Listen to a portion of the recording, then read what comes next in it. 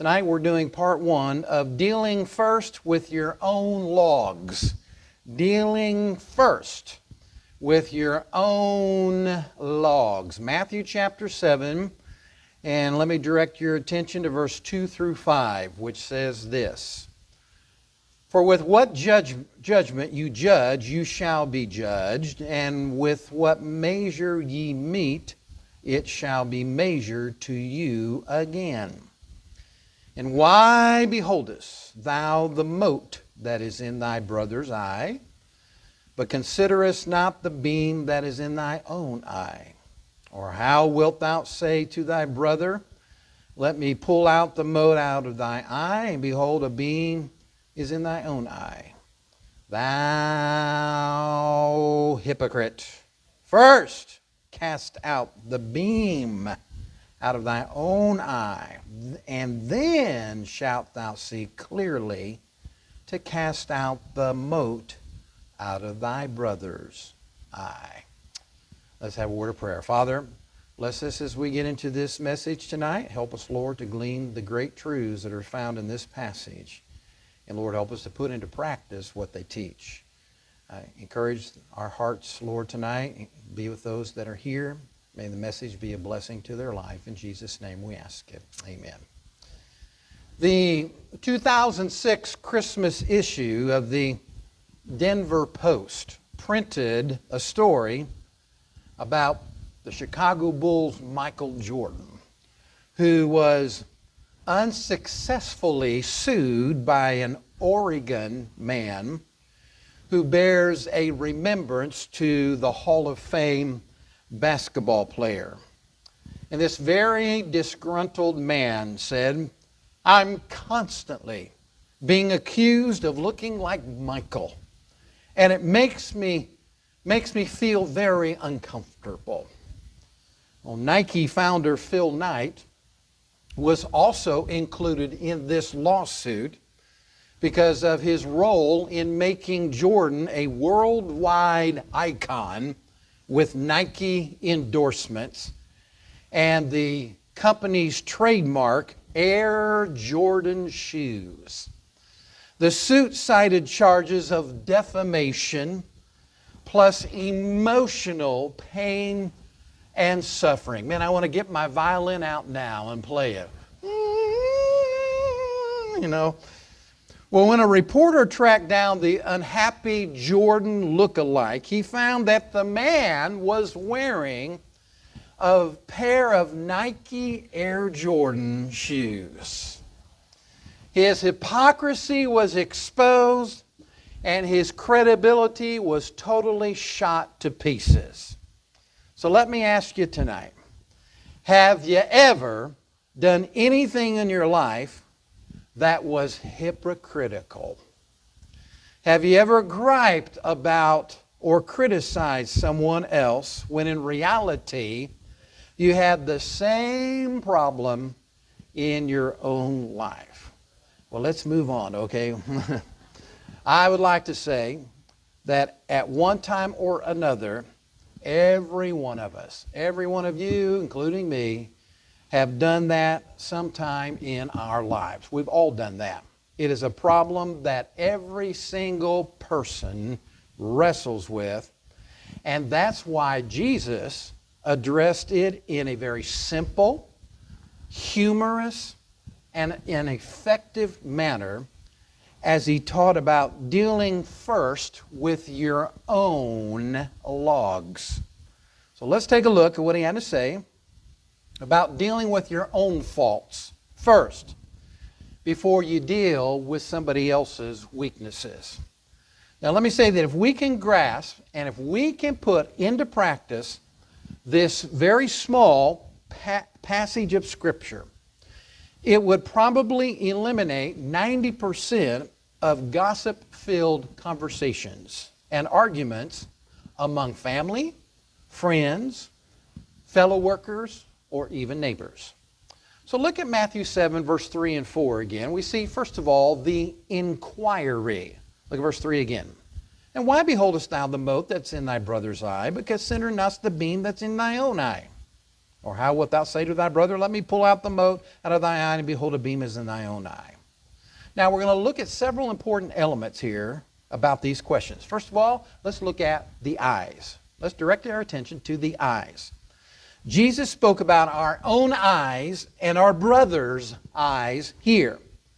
Our eyes play a big role of how we view ourselves and how we view other people. The eye was emblematic of the attitude or the disposition of a person. It was how the person lived. That is the context of this passage. The eye can reflect a person who is haughty, humble, as well as generous.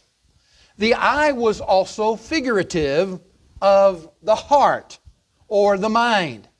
It is the organ of spiritual perception, which may be enlightened or may be opened. The psalmist said in Psalm 119:18, open thou mine eyes, that I might behold wondrous things out of thy law. Multitudes have eyes today, yet they are spiritually blind. Others may see, but are deceived by what they see, or they don't believe what they see. Multitudes met Jesus and witnessed all the miracles that the Son of God performed, yet they did not believe He was the Son of God. There are folks just like that today. They refuse to believe the truth when it's right under their nose. Paul spoke about this in Romans chapter 1. If you want to, go to Romans chapter 1. And notice what he says in Romans chapter 1, verses 19 through 22. Here's what the Apostle Paul said. Romans 1, verse 19. Because that which may be known of God is manifest in them, for God hath showed it unto them. For the invisible things of Him from the creation of the world are clearly seen, being understood by the things that are made, even His eternal power and Godhead, so that they are without excuse. Because that when they knew God, they glorified Him not as God, neither were thankful, but became vain in their imaginations, and their foolish heart was darkened. Professing themselves to be wise, they became fools. You know, it's wonderful how the eye can flash with indignation. It can kindle with enthusiasm. It can expand with devotion. It can melt with sympathy. It can stare with fright. It can droop with sadness. It can pale with envy. It can inflame with revenge. It can twinkle with glee, beam with love, frown with wrath, got those from my dad, and contract with pain. There is great power in your eyes. The harlot attracts men with her alluring eyes and her beckoning glances to men. Proverbs 6:24, to keep thee from the evil woman, from the flattery of the tongue of the strange woman, lust not after her beauty in thy heart, neither let her take thee with her eyelids, said Solomon. Martin Luther turned his great eye upon an assassin who came to take his life. And when he stared down the assassin, the villain fled away from him. Under the glance of the human eye, the tiger that's 5 times the strength of man snails back into the jungle. As wonderful as our eyes are, there is a danger that we shall be blind to the gold in the common clay of humanity, blind to opportunities of service, blind to our responsibility in the Lord's work, blind to the harvest fields at our door, blind to the things that really matter most, blind to the warnings that pop up in our lives, blind to those who are hurting, blind to our own faults and weaknesses while condemning other people. Well, Jesus addressed all of this in Matthew chapter 7. A great deal of temptation comes through our eyes. To abstain from looking at that which is sinful, that takes discipline. Job said this in Job 31:1, I made a covenant with mine eyes. Why then should I think upon a maid? How often the eyes are made the sewer channels that carry pollution and garbage into our souls. Satan's tactic in Eden was to persuade Eve to look or gaze upon something. What did he tell her to look at? Can you tell me? Forbidden fruit. Exactly. Her desires grew. The fixation got stronger. Her reasoning became distorted. She forgot her priorities, and her perception became clouded. The look eventually became lust in her heart. Genesis 3:6 said, and when the woman saw that the tree was good for food, and that it was pleasant to the eyes, and a tree to be desired to make one wise, she took of the fruit thereof and did eat, and gave also unto her husband with her, and he did eat. All of that began with the look. God warns us about those with an evil eye. Proverbs 23:6 says, eat thou not the bread of him that hath an evil eye, neither desire thou his dainty meats. Now, what in the world is all that about? Well, here are 5 insights. Ask yourself if you have an evil eye as we go through these Bible principles. Principle number 1, evil eyes are mocking eyes. Proverbs 30, verse 17. The eye that mocketh at his father, and despiseth to obey his mother, the ravens of the valley shall pick it out, and the young eagles shall eat it. Many times the children that hate, that scorn, that deride and mock their parents are guilty of the same accusations and attacks that they hurl at their moms and their dads. They have beams in their own eyes that need to be removed. They have evil eyes. Number 2, evil eyes are dissatisfied and greedy. Proverbs 27, verse 20. Hell and destruction are never full, so the eyes of man are never satisfied. Wow. Proverbs 28:22. He that hasteth to be rich hath an evil eye, and considereth not that poverty shall come upon him. Here's principle number 3. Evil eyes are pitiless, and they lack compassion.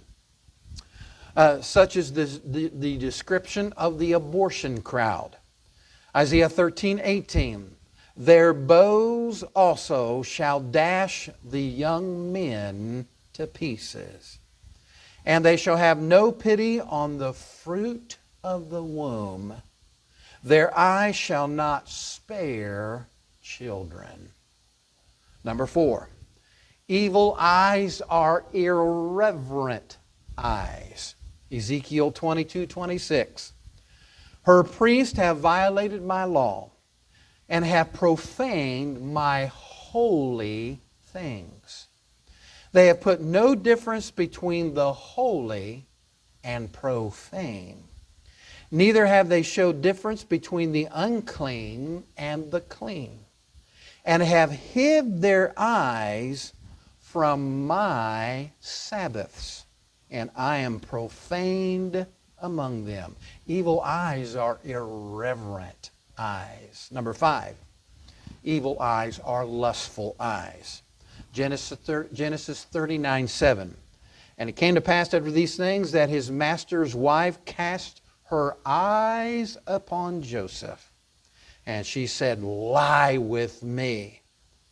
The eyes of the wife of Potiphar were filled with lust for Joseph.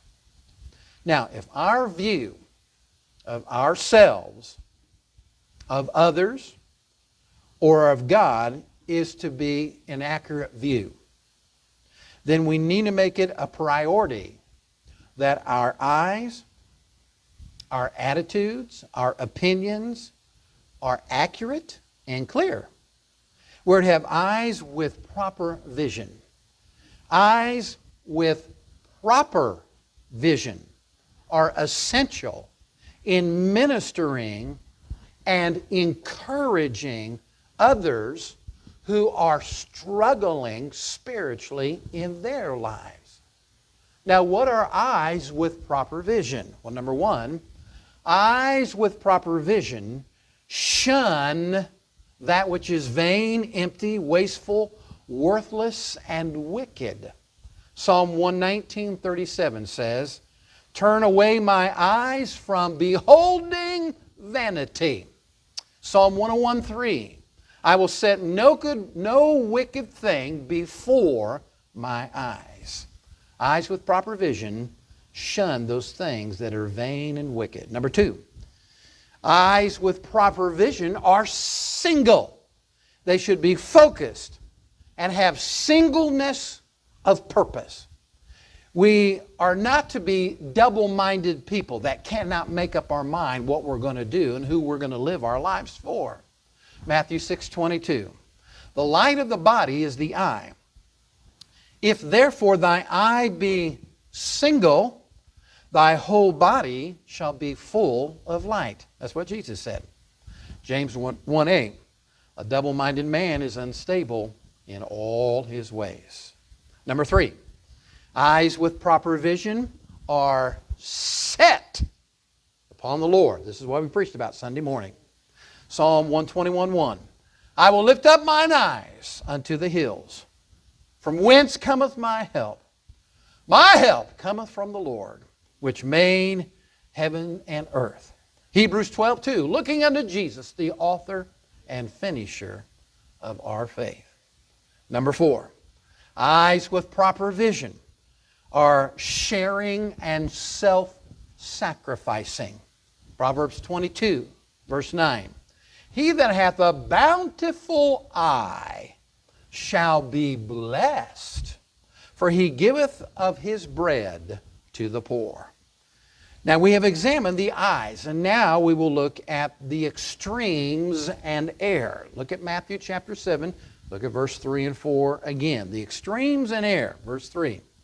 Why beholdest thou the mote that's in thy brother's eye, but considerest not the beam that's in thy own eye?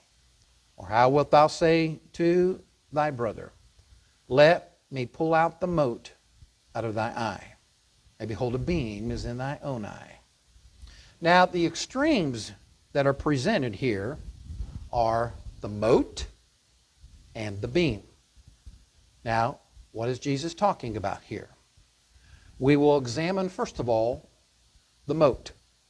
The word mote is from the word karphos, and it means chaff, a little twig, sawdust, or straw. The Greek scholar Dr. Vincent says that the mote and the beam actually are speaking about the same thing, only in different sizes. He says the mote means a chip or splinter of the same material as the beam. The beam is from the word dokos, which means a log, a rafter, or a joist. This was the wood that was huge and weighty, and it was used to support a building, a floor, or a roof. It was much bigger than a splinter and demonstrates the extreme differences in their sizes. These two objects were used to illustrate little faults and big faults in a person's life. Jesus asked here why a person was focused, concerned, contemplating, or examining the little tiny fault in somebody else's life when the examiner, the fault finder, had a huge beam or major faults and weaknesses in his own life that were huge and obvious, and you just could not ignore them at all. This was the error committed by the examiner, by the critic. You don't have to look very hard to find faults in the lives of other people. You don't have to look very far. Why? The answer is we are all a bunch of sinners. That's why. We all are. And sinners need help. Every one of us. Understand clearly that Jesus was not prohibiting the need to approach others with sin problems and helping them. He's not talking about that here. If we cannot judge and then confront others who are doing wrong in the right spirit, how can we try the spirits that John talked about in 1 John chapter 4, verse 1? If we cannot judge, then we cannot judge criminal behavior in a court of law. We cannot have police officers who arrest those they judge as acting unlawfully. We have seen the consequences of that in cities that have thrown out basically their police departments. We would be unable to correct our children when they misbehave, for that is judging them. The pastor could not preach against sin, and the church was not able to discipline unruly or wayward members. That is not the issue of this passage here. Jesus was addressing the importance, get this, the importance of how, H-O-W, of how the person was to be confronted, and the attitude and the spiritual condition of the reformer. This is what is at hand here. The error that was being made here was the lack of caution and carefulness in the manner of trying to help someone else that had offenses or weaknesses in his or her life. A wise heathen man said this: "Every man carries two wallets with him, wearing the one before and the other behind him. Into the wallet that's before him, he puts the faults of other people.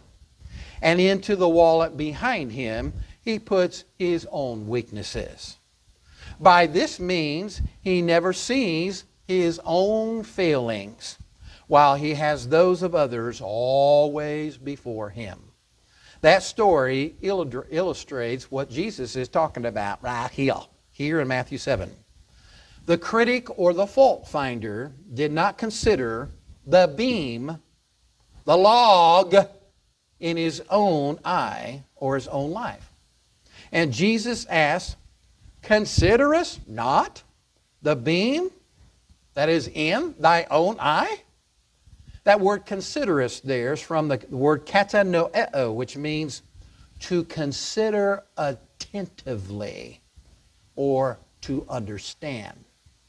The fault finder did not carefully look at himself or herself first before approaching the other person who was in need. The fault finder lacked credibility. and common sense in his priority because of the mess that was in his own life. The mess that was obvious to everybody else, but not to him. Now, how was he supposed to help the person who had a little chip in his eye when he had this giant log in his own eye? That is the way some people act sometimes. They fail to consider themselves before they point the finger at the other person. In most cases, the sawdust or splinter would not be seen by other people because it's just so small. It would only be known by the person with the irritant. The beam, the log, on the other hand, would be obvious to everybody. Yet the fault finder was blind or ignored his own weaknesses and faults. He would not have been much help to someone else who had a small problem, since he had a major mammoth problem in his own life. Now this brings us to an important question. What causes a person to ignore or to be blind to his own faults and to focus all the time on the problems of everybody else? What causes a person to do that? We're going to talk about that next Wednesday night. Let's have a word of prayer.